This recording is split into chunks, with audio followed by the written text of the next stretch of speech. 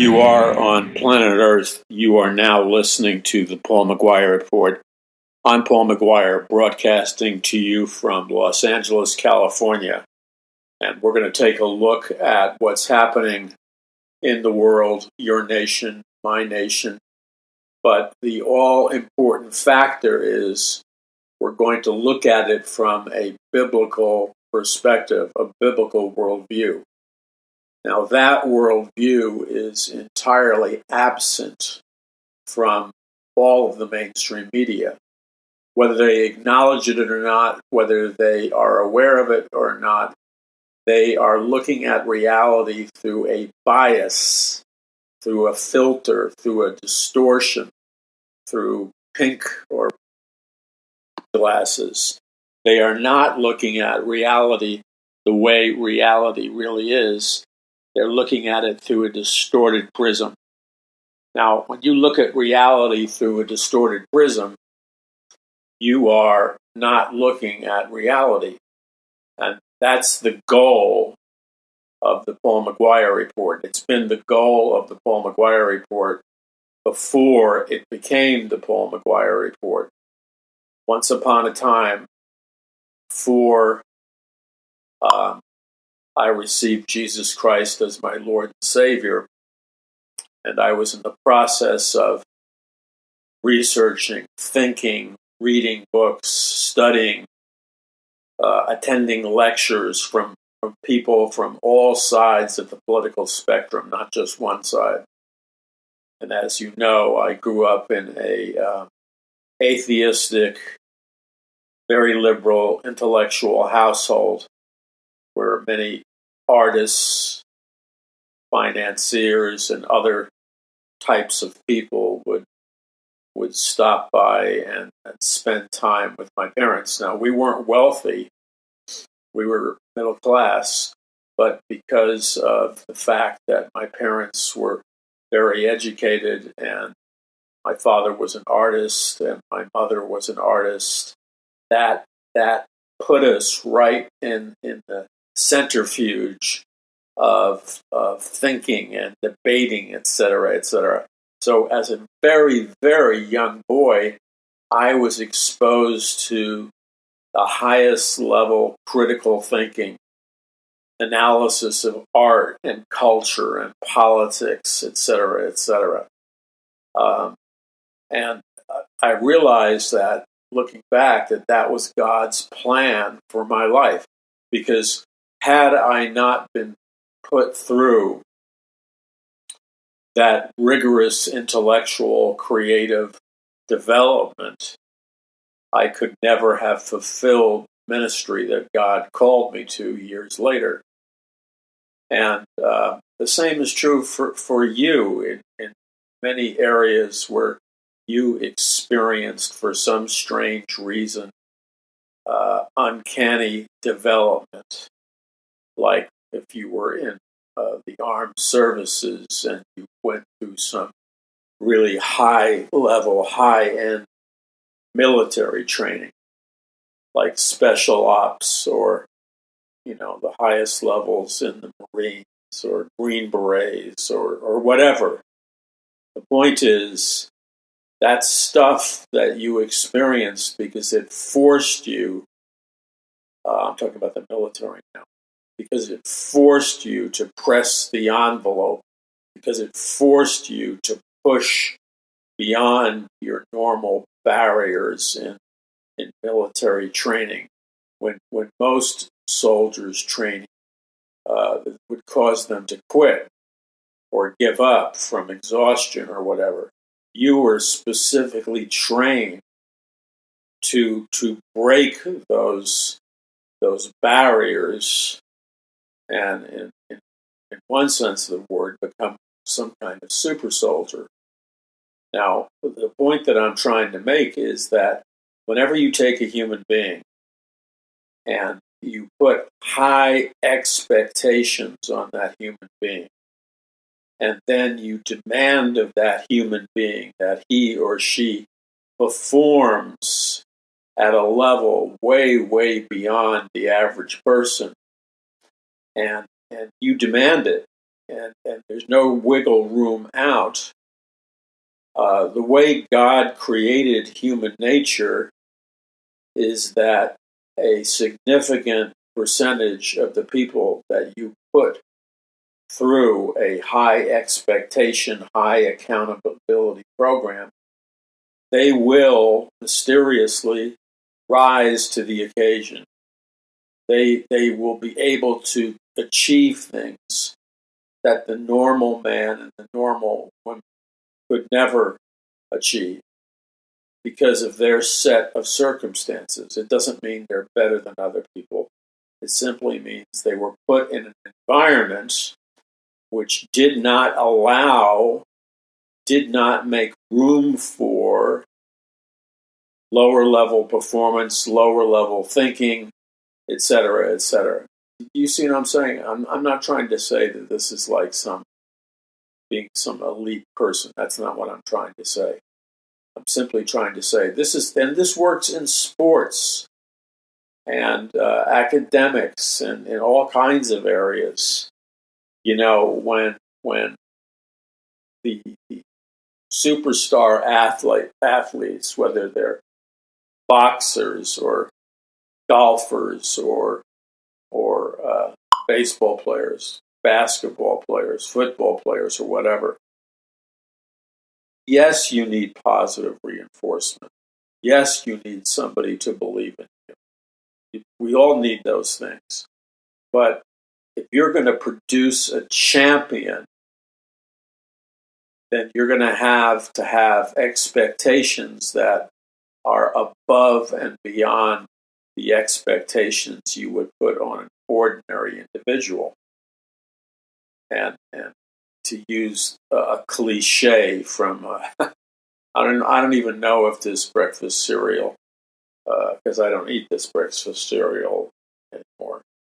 But years ago when I was a kid, and maybe they still use it, you know, Wheaties used to have a sub tag in their advertising campaign called Wheaties, the breakfast of champions. Now, young Paul McGUIRE bought Wheaties, and he ate his Wheaties because it was the breakfast of champions. I mean, it got me hook, line, and sinker. And because I wanted to perform better and be stronger and faster, et cetera, and I had my mother, you know, pick out the cereal. Well, what is, you know, young Paul McGUIRE going to ask for? He's not going to ask for the breakfast of losers. He's going to ask for the breakfast of champions.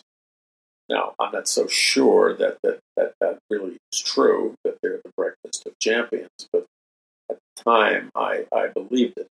So the point is that when you expect high performance from people, male or female,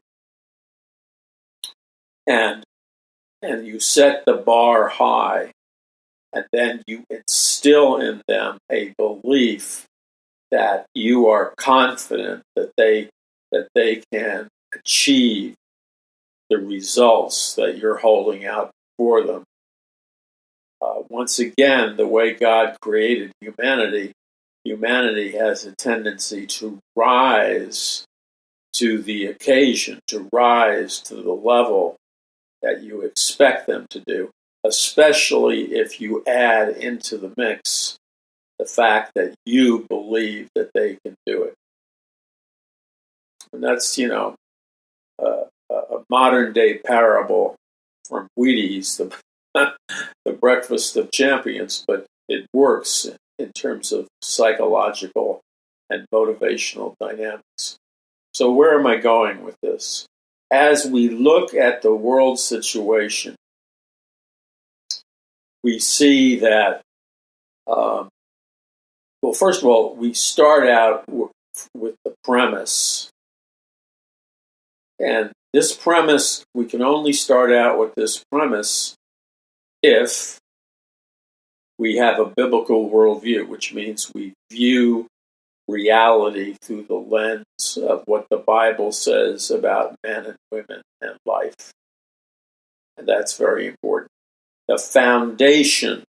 This is important stuff. This is, the dribble you learn in school, and I'm being kind when I say dribble. The dribble you learn in school doesn't come close to the principles that the Bible teaches. So, when you build your life or a person's life on a biblical foundation or a biblical worldview, that is a God structure. It's a God platform. And you will be able to achieve things, to accomplish things, to do things that ordinary men and women cannot do because they have built their lives on the foundation of a humanistic worldview. And what I mean by that is that if you've built your life on the foundation of a biblical worldview, then you have incorporated the reality of the living God, Jesus Christ, who resurrected from the dead. You are incorporating that truth right in the center of your personality and right in the center of who you are, your life, and your life's purpose. And it's a critical aspect of your worldview. And the power that worldview gives you is like a supernatural power that enables you to do things that ordinary people can't do. Now, on the other hand, when you build your life on the foundation of a biblical worldview, which, by the way, is the only accurate and correct worldview, that liberates you and frees you from arbitrary psychological confines or confinement that would normally limit you. This is important because we live in an age right now where sciences have come together synergistically, like motivational psychology, behavioral psychology, neuropsychiatry, brain science, neuroplasticity, all kinds of stuff like that. It's come together, and the driving force behind it is our military's goal at creating or transforming or building a super soldier out of an ordinary man or woman. And so the idea is that, and it mixes with transhumanism. The idea is that if you learn how to use your mind at its maximum potential, if you know how to psychologically enhance your mind through nutrition, through maybe nootropics, which are drugs or herbs which amplify or enhance your human abilities, if you know the techniques in terms of meditation and programming yourself, etc., that can cause you to be a super soldier, then you can perform at a far superior level in the battlefield. And so the U.S. military, as well as the militaries across the world, have invested hundreds of millions of dollars in the super soldier programs. And now we've come to the era in super soldier programs where we are merging man and machine. That's transhumanism. So you now have people like Elon Musk, the founder of the Tesla automobile company. But he also created a new startup company called Neuralink, which is a biochip brain implant placed in the human brain and you have a computer-brain interface, and that brain chip implant enhances all of your normal cognitive mental abilities. It enables you to perform on a much higher level. And then they've also learned that by ingesting certain drugs and I'm not advocating taking drugs, by the way. Let's make that very clear. But the military is experimenting with having soldiers take what would be called microdosing psychedelic drugs. Now, that's different than the old hippie days. The old hippie days, when I was majoring in altered states of consciousness at the University of Missouri, and that was my major. It was a brand new field in the field of psychology called altered states of consciousness. But when we took a dose of LSD or whatever, and I'm not saying that that was the official assignment, but it was like the unofficial assignment, we learned how to expand our mind, etc. Now, 30 years have come and gone, and now the heads of the big tech companies and the Silicon Valley computer software programmers and people in the tech industry and the military industries and many other highly advanced industries incorporate into their psychological practice and discipline. What they're doing is they're microdosing psychedelic drugs. So that means they're taking the most powerful psychedelic drugs, mind-altering, mind-enhancing, perception-changing drugs, like LSD, like mescaline, like magic mushrooms, etc. But they're microdosing the dosage, which means they're taking a tiny little fraction of the normal amount of LSD that you would normally take. They're microdosing. So what they're doing is they're getting a slight percentage enhancing of their brain. They're changing their consciousness to a small perception, which helps them enter what's called a flow state, or to be in the zone. And a flow state, or being in the zone, is that place psychologically. It's like where you're surfing in your mind and everything's coming together, and ideas and creativity and performance, etc. And they call it microdosing because they're deliberately not taking a regular dose. A regular dose would be far too strong, and it would be counterproductive because then they would be stoned or high, and the goal is not to be stoned or high. The goal is to modify your perception on a minor level so that you can enter a flow state, peak performance, and stuff like that. So that and nutrition and unique and special exercises, forms of meditation, and let's just break apart meditation for a second. A lot of Christians are freaked out by meditation. There can be many dangerous forms of meditation because you're opening your mind like a portal to spirits and the spiritual realm. Generally speaking, that is not good, and you're playing around with the occult. Okay? That's not good. So Christians are rightly concerned when they stay away from that.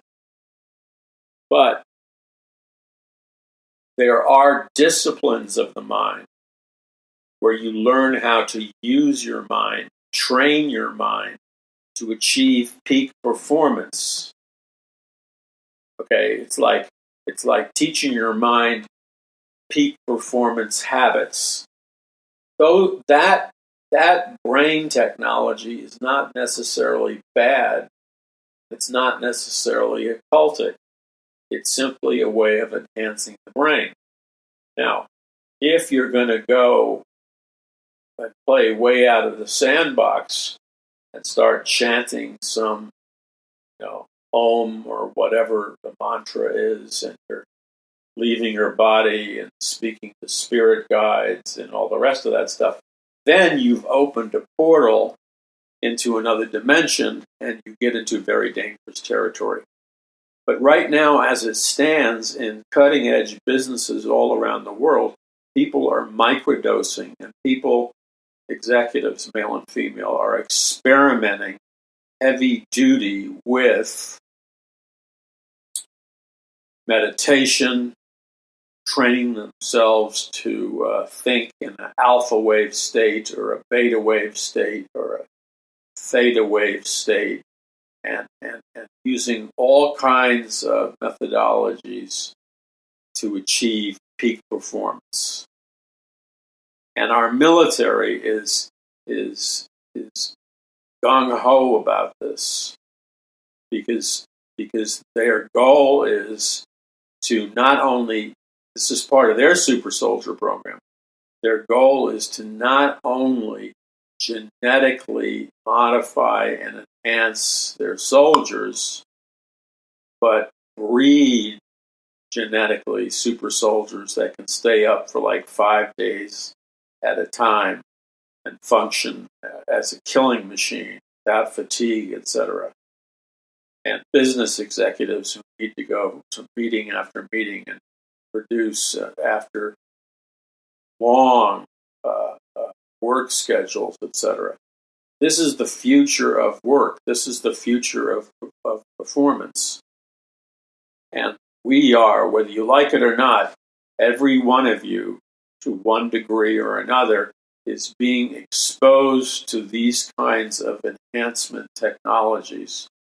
And it's important to understand them from a biblical worldview. And by the way, the Bible says in Ecclesiastes, there's nothing new under the sun. In my book, A Prophecy of the Future of America, Volume 1 and 2, Volume 2 says 2016, 2017. But you need to get both books, A Prophecy of the Future of America, Volume 1 and 2. And I did an in-depth study of the life of Daniel, the prophet, of the life of Joseph when he was raised up and promoted in Egypt, and he supernaturally interpreted a economic dream for Pharaoh, and he prepared the Egyptian empire for a massive water shortage. And then he was promoted to be second in command under the Pharaoh in Egypt. And then Daniel, after intercessory prayer warfare, which included repentance for his sins and repentance for the sins of God's people, because God's people were brought into captivity by the king of Babylon, and they were made slaves by the king of Babylon in ancient Babylon.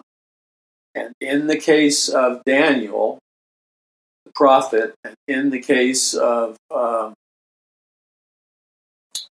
Joseph, both Daniel was the high-level spiritual consultant to the king of Babylon. Joseph was the highest level consultant to Pharaoh. Okay? These weren't parlor games. This wasn't, like a fake psychic and stuff. These were men and women trained in usage of supernatural powers, and they had to produce measurable results, because if they didn't produce measurable results, they were ordered to be killed. So nobody was goofing around. In fact, there were 300 spiritual advisors, psychics, and clairvoyants, and prophets, and interpreters of dreams, etc., that advised the king of Babylon, and they could not interpret his supernatural dream. So they finally got Daniel to do it. But the point is that the king of Babylon sent out an order that if his psychic interpreters could not interpret his dream, they were ordered to be put to death, slaughtered, and killed. So you see, nobody lied, nobody faked it, because if you faked it and you lied, you were put to death. And a similar thing happened with Joseph in Egypt when Joseph was consulting supernaturally the Pharaoh, and none of the Pharaoh's wizards or shamans or magicians or supernatural advisors, none of the Pharaoh's supernatural advisors could interpret the Pharaoh's economic forecasting dream. And they were going to get killed too. But Joseph supernaturally interpreted the dream, which consisted of 7 years of plenty and abundance, followed by 7 years of drought, no water, and the burning up of the wheat and the crops of the mightiest empire on earth, Egypt. Now, I want to stop at this juncture, okay? This is something that has always bothered me enormously. Because once upon a time in Paul McGUIRE's life, I was deeply involved in the New Age movement. I was deeply involved in breakthrough, personal performance, achieving goals, high-level goals through peak performance, etc., etc. And I remember going way back. This is when there were many articles coming out nationally about how the New Age and supernatural counselors were guiding and leading corporate executives, superstar athletes, musical performers, etc., and producing results. But what used to bother me is, I would read about and study. Not only did I read about these guys and girls, but I studied their techniques and I read their books. So I became an expert in numerous different New Age fields and disciplines. So I studied the teachings of Werner Erhard of Est, Erhard Seminars training, and he was a major consultant using New Age philosophy with, some of the biggest corporations in America. I studied the teachings of L. Ron Hubbard and Scientology. I studied yoga and opening my chakras through deep breathing exercises. I practiced astral projection. I practiced mental telepathy. I experimented with psychedelic drugs like LSD and magic mushrooms and stuff like that. I chanted Om. I meditated. I left my body. I experienced altered states of consciousness. But I wasn't just a hippie stoner, okay, getting stoned. I mixed the Eastern New Age mystical disciplines with scientific examination and the science of studying peak performance, etc., etc. And I was my own laboratory. I mean, might have thought I was crazy and might have thought you might have been right. But I experimented with this stuff. So my heroes were really an eclectic, odd group of men, and basically men, some women. People like Dr. John C. Lilly. I devoured all of his books. they made two movies on his life. One was called Day of the Dolphin, about a scientist who experiments with communicating with dolphins for the U.S. military. That was made on Dr. John C. Lilly's life. Then I don't recommend seeing it because it's a very graphic and somewhat obscene movie. And when I saw this movie, this was like 30 years ago, there was a movie called Altered States of Consciousness, which was also made about the life of Dr. John C. Lilly, where he would place himself in sensory deprivation deep tanks where you would submerge yourself in body temperature water in the dark, no sound, no light, and then just the mere just being immersed in body temperature water with no stimulus to any of your senses. What happens is your body and mind automatically begin to hallucinate. And Dr. John C. Lilly pioneered research in this area. But he would give it a kicker.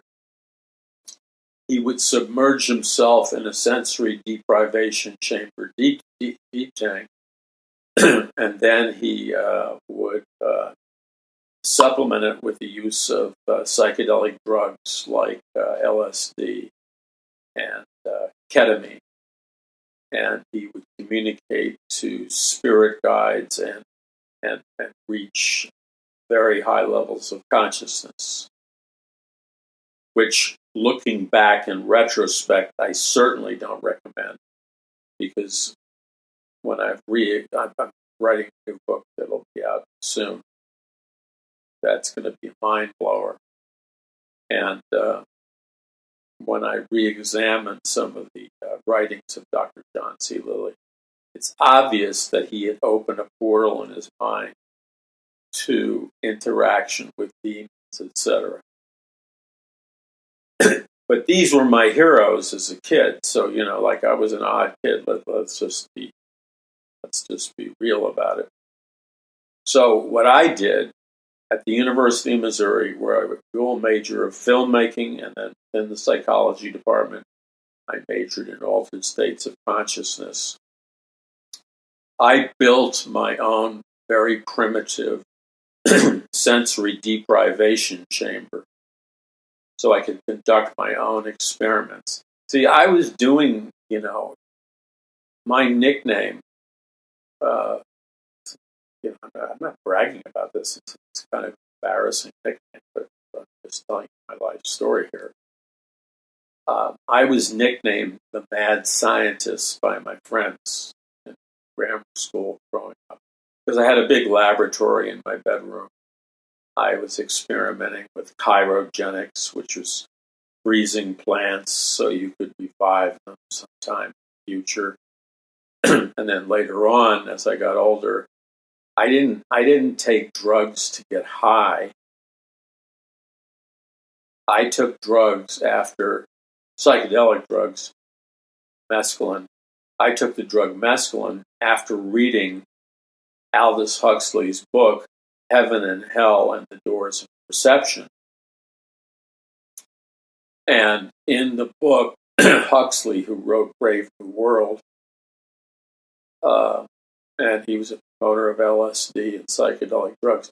In the book, Huxley basically says that if you ingest the psychedelic drug mescaline, that you will go through the doors of perception and you will discover ultimate reality, and you will find out and discover the meaning of life. So I read the book, Heaven and Hell and the Doors of Perception. And then a friend of mine was an honor student. His father was a medical doctor. And with a little finagling on my part, I managed to get myself a dose of pharmaceutical grade mescaline, which I took as not to get high. I took it as a personal experiment in uh, taking the psychedelic drug mescaline so I could travel through the doors of perception or the doors of consciousness. See, I was for real. I was for pressing the envelope. I was, like they use the term psychonaut, like astronaut, and mix the term psychology, psychonaut.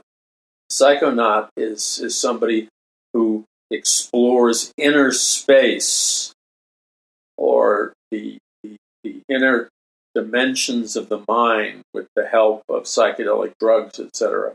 So I read Heaven and Hell and the Doors of Perception, and I was exploring other dimensions in an altered state of consciousness.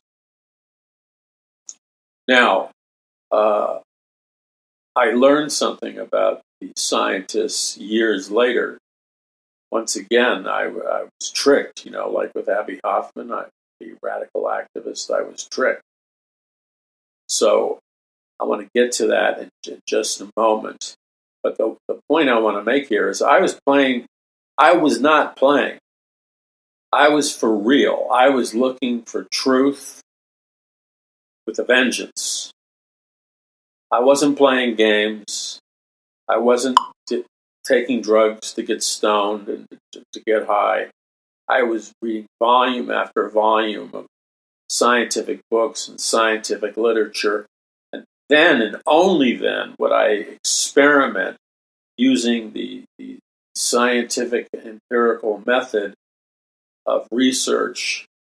I experimented in altered states of consciousness. But I was reading hundreds of books on the subject. I was attending lectures where these famous scientists spoke, or I hung out with them and participated in activities with scientists like Dr. Timothy Leary, the Harvard LSD professor, or Ken Kesey, who wrote One Flew Over the Cuckoo's Nest, and that was made into a movie with Jack Nicholson. And I learned and practiced altered states of consciousness. You're listening to the Paul McGUIRE Report. I'm Paul McGUIRE. Visit paulmcguire.us. That's paulmcguire.us. Knowledge is power. And if you want to be able to operate on a higher level, you need higher level knowledge. It's just that simple. Otherwise, you're going to be a flatliner. And I strongly encourage you to get a copy of my books, The Greatest Battle for the Hearts and Minds of Mankind in the History of the World. Get book bundle discounts now at paulmcguire.us. A Prophecy of the Future of America, Volume 1 and 2. Conquering the Matrix. And this stuff will educate you, prepare you, and equip you to converse with people, to reach people who are totally alienated and turned off by traditional Christianity. This is Paul McGUIRE. Visit paulmcguire.us, and we'll be back in just a moment.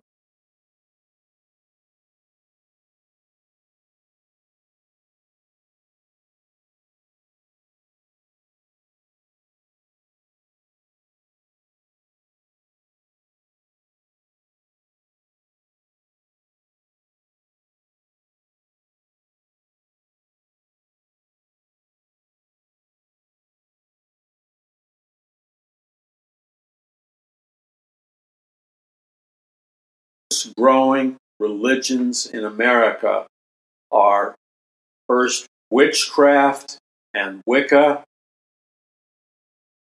and that's tied with atheism or secular humanism. Those are the fastest growing religions in America. Christianity is not even a contender. And then finally, 8 out of 10 kids from evangelical homes are walking away from their faith in Christianity, and they're becoming witches or Wiccans or in the New Age. and stuff like that. Now, why this massive migration into counterfeit occultic religions or atheism? Why? Because the average person, young person, looks at Christianity like I did 40 years ago, and they don't see any substantive reality to Christianity. All they see is a bunch of religion, and religion does not compel or transform people's lives. Religion is predictable, religion is self-induced, and the religion of Christianity doesn't even remotely prove the truthfulness of Christianity. So this is something that I discovered when I was seeking and searching.